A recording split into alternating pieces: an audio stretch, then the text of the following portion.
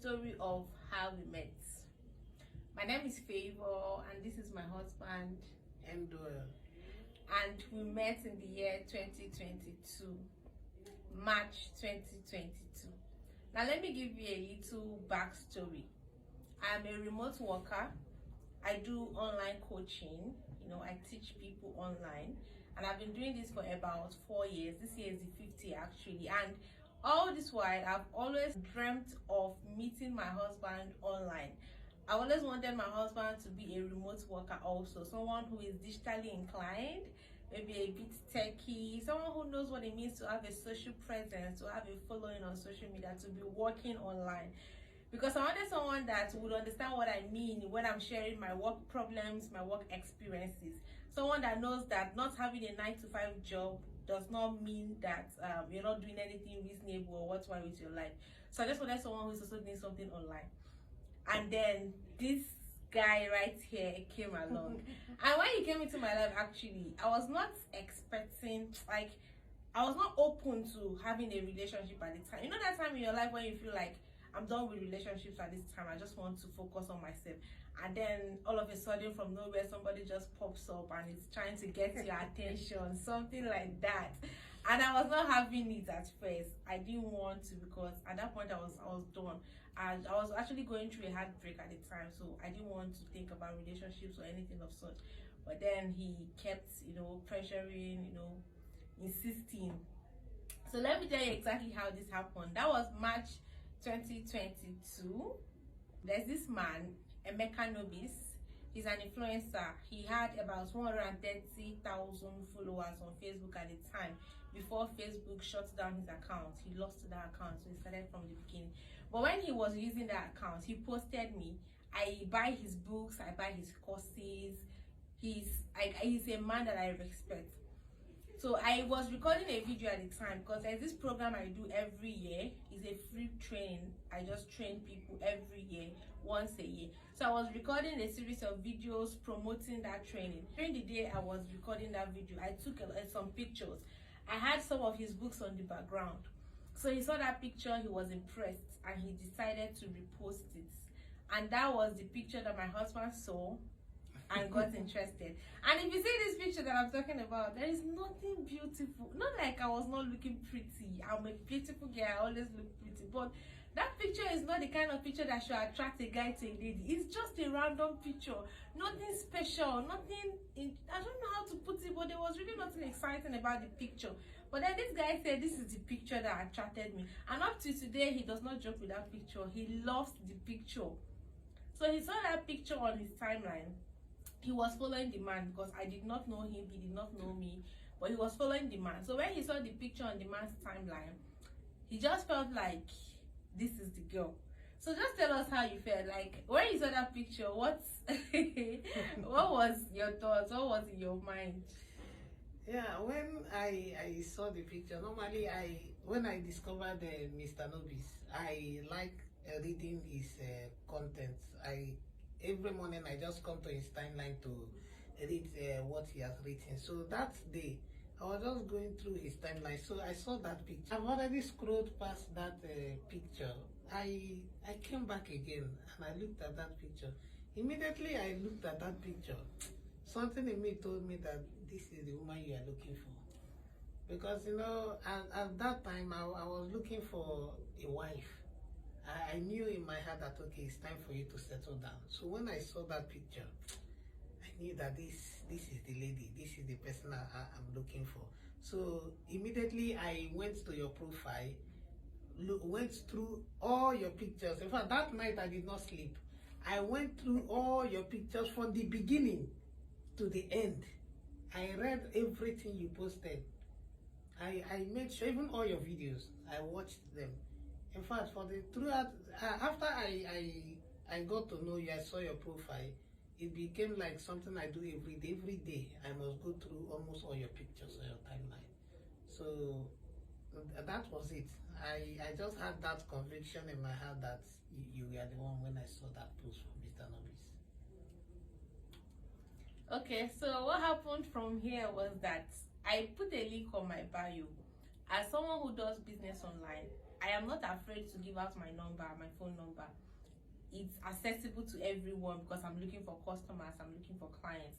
So there is a link on my bio. Even now, there's a link on my bio. So at the time, there was a link on my bio, and that link is the link to my WhatsApp DM.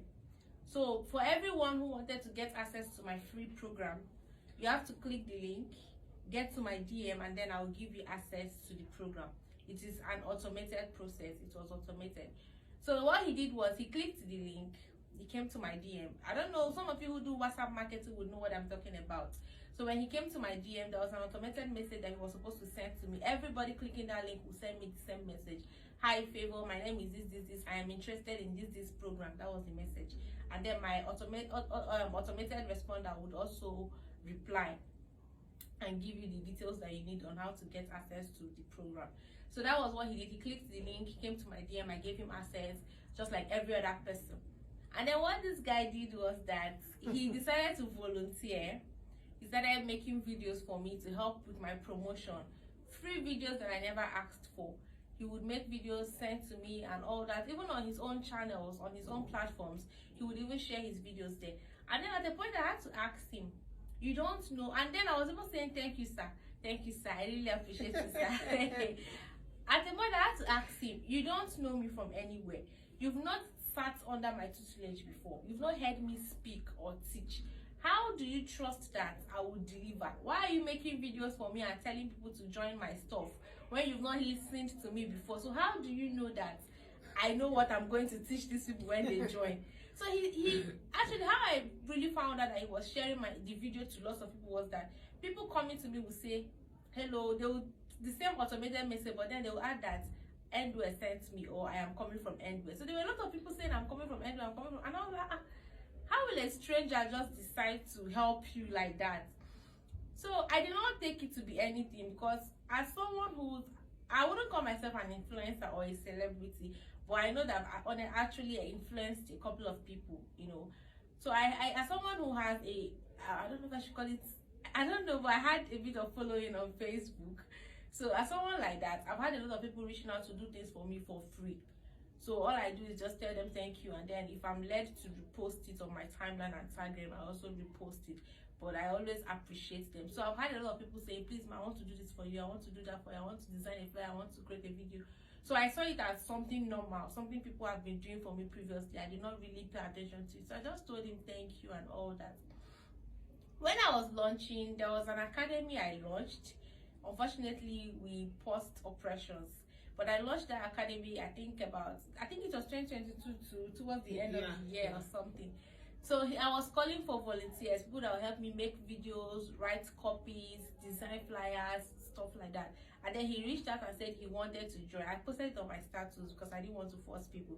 If you're interested, you just reach out to me, my dear. So he reached out to me and said he wanted to join the volunteers, that he knows how to create videos and all that. I said, okay, I added him to the group. And then we started.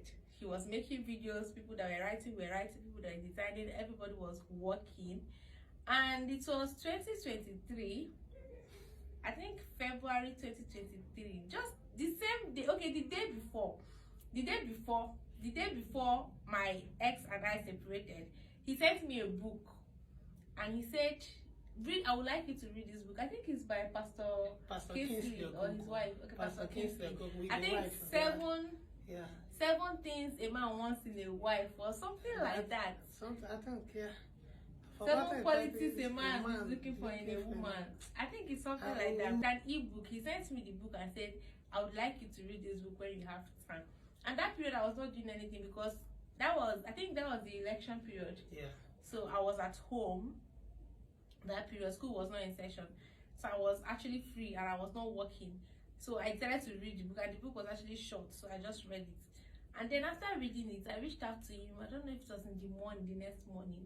No, it was in the evening. Okay, that same day. Yeah. And then I told him that I've read the book and it's a very beautiful book. I think I have some of the qualities, but I think it was 2 that I said were 2 qualities that were lacking. And I don't even know who told me to tell him, like, what pushed me to that. I could have just told him I've read the book, thank you. I went to start explaining. I like to explain. I'm a trained teacher. I studied education, so I like to explain. So I don't know what pushed me to start explaining. I started saying, I read the book, it's very beautiful, blah, blah, blah.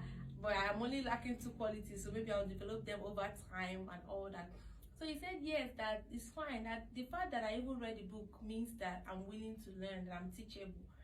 I said okay, no problem, thank you. Then the next day in the morning, this guy reached out to me. I was like, I want to tell you something. I've been wanting to tell you this for some time, but I've been scared that if I tell you and it does not work out, the small friendship we're managing will shatter.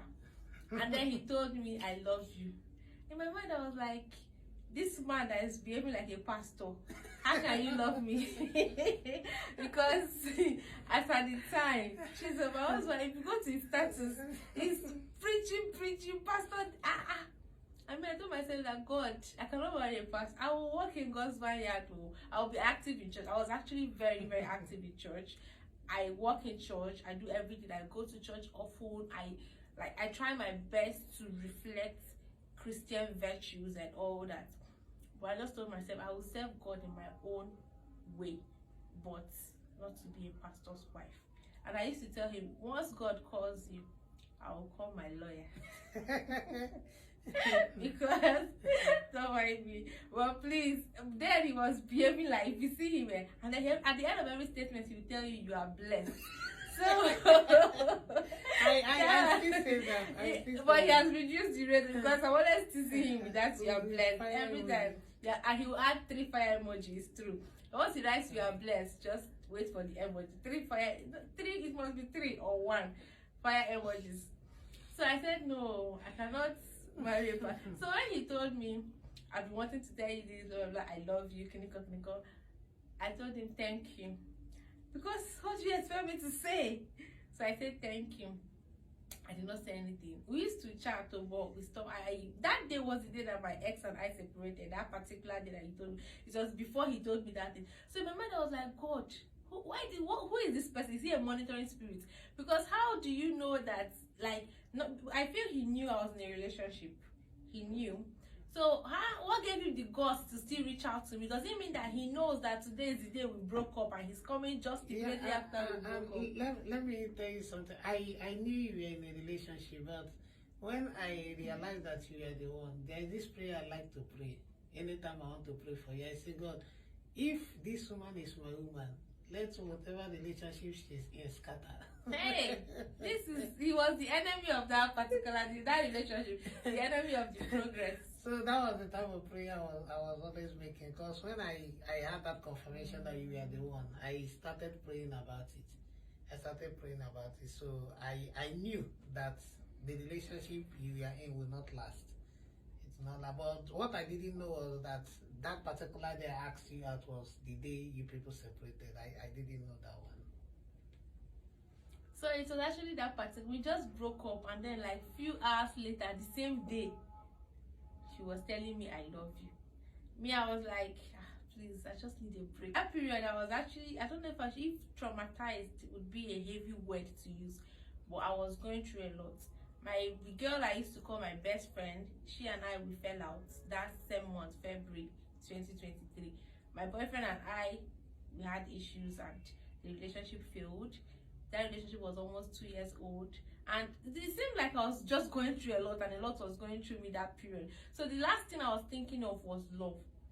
So I was not giving him attention. He would call and call. He was in Ghana, by the way. He was in Ghana, I was in Nigeria. So I just felt that it wouldn't even work. And at the time, I don't think, did I know you were in Ghana? Yeah. Okay. I remember I once called you during your birthday. Yes, I remember. Even that period, I was so scared. Immediately you picked, I say, happy birthday, it's me. I immediately say, oh, thank you. I ended the call, and that was it. I remember that call. That day I was going to the market with my mom. It was my birthday actually when he called. And my mother was telling me, who is calling you? You will fall inside the gutter. Who is that person? Because I had a lot of calls that day. People were calling from Facebook, a lot of people. So my mother felt like the calls are too much. Just turn off your phone and rest. Because we're actually too much. So I remember that particular call. I was on my way to the market. So I couldn't really consider. I didn't want to even think about it. So I was ignoring him. He would text me. I wouldn't respond. He would call. So his calls became frequent, and I tried to talk to my spiritual mentor about it. And I told her, there's this guy. I told her the backstory and everything. And I told her that I wanted to block him so that he would just stop. So the woman said I should not block him, that I should just follow through. That if he calls me, I should pick. If he texts me, I should respond until he states exactly what he wants. I said okay. So that was why I started taking his calls, and then we started talking and talking. So I asked him. It didn't take long. I asked him what he wanted. Before then, sorry to cut you short. Before then, after I told you I love you, you stopped talking to me for like a month. Even more than a month. So after that time, I stopped texting for a while. Then what now happened was that I got a message from you. That day, you see the way I jumped up. I was so happy. I was so happy, so excited, because I've not heard from you for a very long time. I was testing, but you are not responding, so I just stopped for a while. So I didn't know. It was later revealed to me that message I got was actually a broadcast that you sent to all your contacts. So that was it. Okay, what happened was that I was running a promotion and I needed people to help me to repost on their timelines. Someone shared the strategy with me that I should do a broadcast, like send a message, you know how WhatsApp broadcasts work, and tell them to please help me repost. I should use an audio. That audios are more personal. So if you send someone an audio broadcast, the person may not even know it is a broadcast, and the person may feel it is directly to them. He sent it directly to them. So that was what I did. I recorded that audio and I sent it to everybody. So he got the audio and he was feeling like he thought it was personal, like I had sent it directly. In the audio, I was like, "How are you doing? It's been a long time I heard from you." Blah blah blah. So he felt it was directed to him, not knowing it was a broadcast message. So when we finally started talking, it didn't take long before I asked him what he wanted. And then he told me one night, I think it was it March 30th? I think it was March 30th. The reason I don't forget the date is that it took me 2 weeks to actually pray for God's confirmation. I remember. So it was March 30th when he told me that he called me from Ghana. You know, calling from outside Nigeria is expensive. So that call did not last long because he was not having much airtime. So when he called, he told me that I'm not here to play with you. I'm actually serious about you. I want to marry you, blah, blah. And then first thing I thought is, are you crazy? Because how will you be? This is your first, like, normally when you want to marry someone, you start by knowing the person, you build friendship, then relationship before you get married. People even do courtship, friendship, relationship, courtship before marriage. So I feel like you can do both courtship and relationship at the same time, then marriage. But we're not even friends. You want to marry me just like that? Are you normal? So that was actually what I had thought at the time. So before he could even finish explaining, the call dropped because his airtime finished. And then I just sat still. I was just thinking, God, what is this? And that period of my life, I was very dedicated. I was a very dedicated Christian. Very, very dedicated. Like the fire of God was moving through me. Everybody around me could feel it. Mommy G. So I was just so calm. I stood there and I prayed in tongues because I don't know, I felt these cold shivers down my spine. I was so cold. Then I called my spiritual mentor and I told her, and then she was laughing because there was a time she asked me some months ago. She had asked me a question. She asked me, "Favour, when do you want to get married?" And I laughed. And she was like, "No, I'm serious, tell me." So I told her that I want to be married at 22. But with the way things are going, I don't think it would work because I've not fixed my finances, and maybe there are still a few things about me that I need to put in place and all of that. So she said, "But it doesn't make, you can fix your finances in marriage, just pray to marry the right person. If you marry a kind person, there is nothing you cannot achieve." You know, all this marriage talk and all that. And she told me her own story. She got married at 20, was it 21 or 22? And she said that she got married right from school. She got married, I think, immediately after her defense was her wedding. So her husband came to school to even move her things. That she didn't move her things home. Her husband was the one that came. So she got married immediately after her defense. So she told me her story, and right now I can see she's doing so well for herself. And I also know a couple of women online. There is one I know personally. I don't want to mention her name. We are close. She's from my place, and we became very close friends. She's married with 5 children, and she's doing so well. And she got married at, was it 20? Yeah, she got married 4 days before her defense. So I know a lot of women like that, and they're still doing well. So my fear was that I would marry someone who would not allow. I'm a very ambitious lady. and there are a lot of things I want to do for myself.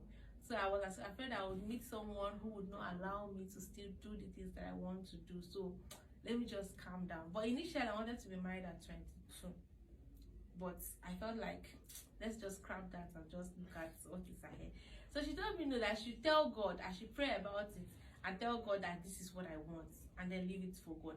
So I used to pray about it too, but you know when you want something so bad and you're praying, God, I must have this thing. That was not the kind of prayer I was making. I would just randomly say, God, I want to get married at 22, please do it for me. Like, you know, something you're praying for casually, you're not serious, whether it happens or not. Yeah.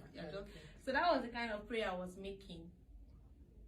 I think I did that prayer like 2 times or so. I didn't really pay attention to it that much. So we started talking, and then after that 30th March, my spiritual mother told me that I should pray. First of all, we did a 3-day fast. She prayed with me, and then the rest of the days I think, did I fast for the rest of the days? I can't remember, but I know I prayed for 2 weeks. And then on 13th April, I felt like, okay, I know what I want. To be honest, I didn't know exactly what I wanted. This is the truth is, when you're about to make a very critical decision, you would feel very confused. Even when you feel like, okay, this is the person, okay, I want to get married now. So many times you're going to doubt yourself. You're going to ask yourself, is this the right? Because this is a very critical decision. And you know that if you get it wrong right now, your life is going to be messed up. It's not like that at the end of your life. There are so many people who are separated, divorced, that are still doing well. But you know that this is not what you want for yourself. And even if eventually you're separated or divorced and you're still able to do well, you're not going to be entirely happy. You don't want this narrative about yourself. So you know that this decision is very important and you cannot afford to mess it up. So you're so scared. Should I do this? Should I not do it? Is this the person? Is this not the person? So there were a lot of, back and forth and all that. But then I felt like, okay, I'll just say yes to him. Let's see how it goes. So my spiritual mentor called me and asked me, what do I think? How do I feel in my spirit? Do I feel at peace? I said yes. That I no longer, because during the first 1 week, I felt really troubled. I felt anxious. I didn't know what I was doing, what I was saying and all that. So in the second week, there was some kind of calmness. So even though I was not very sure that this is the person and this is what I want to do now, I just told my spiritual mother that since I feel like peace, I want to tell him yes, and let's see how it goes. She said, okay, that if that's the case, that I should wait. When he calls me and asks me again, then I can tell him. So he called me that night, and then I told him no.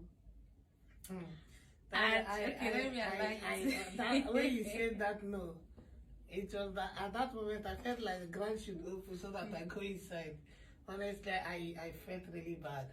So at that point I remember that experience. I couldn't talk again. I just ended the call immediately. It was when you now called back.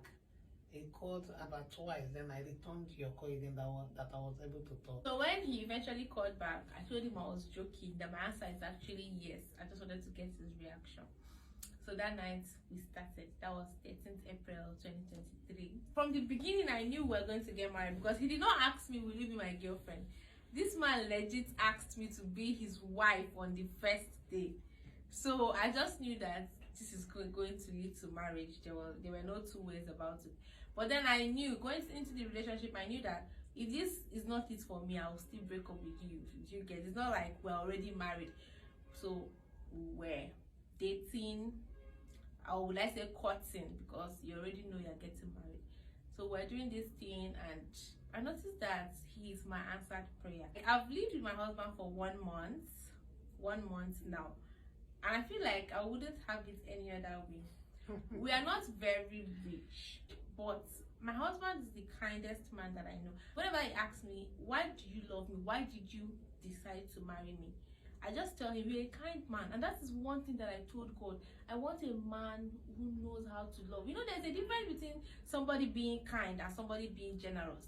A generous person may not be kind. The person is willing to give, but the person is, if your man is kind, he listens. He pays attention to details. He takes care of you. He supports you around the house. He can help you with chores. He doesn't let you tire yourself out doing everything by yourself. That is a kind man. He takes care of you when you're sick. He listens even when you're not making sense.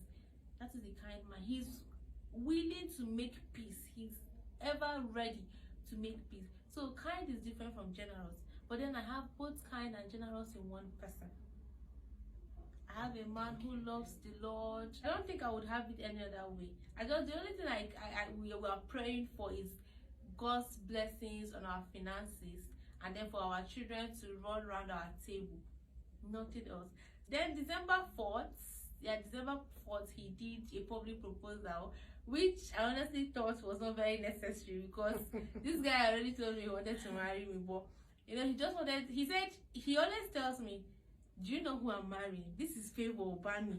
So he wants to do everything that he said it himself, that he wanted to do every single thing that a man is supposed to do when marrying a lady. You know, he did the proposal thing.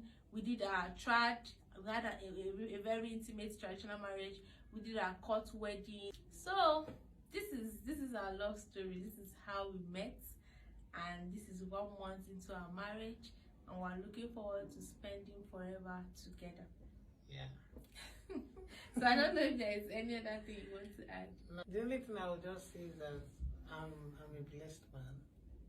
Sometimes I stay because most times she sleep before me. So when I'm walking and I turn and I look at you, honestly, I'm a blessed man.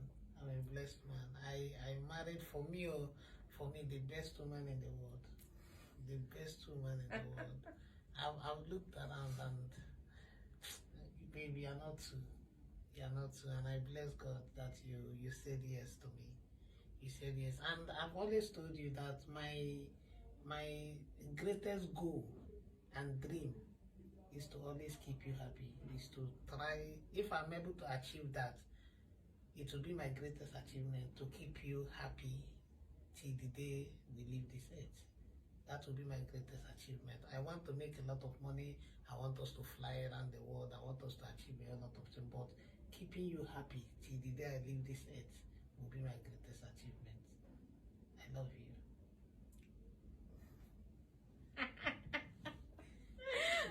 Okay, I love you too. So I hope you enjoyed watching our love story. If there's any other video you would like us to share with you, you can drop it in the comments. Would really appreciate that. Once more, thank you for watching our video. Bye.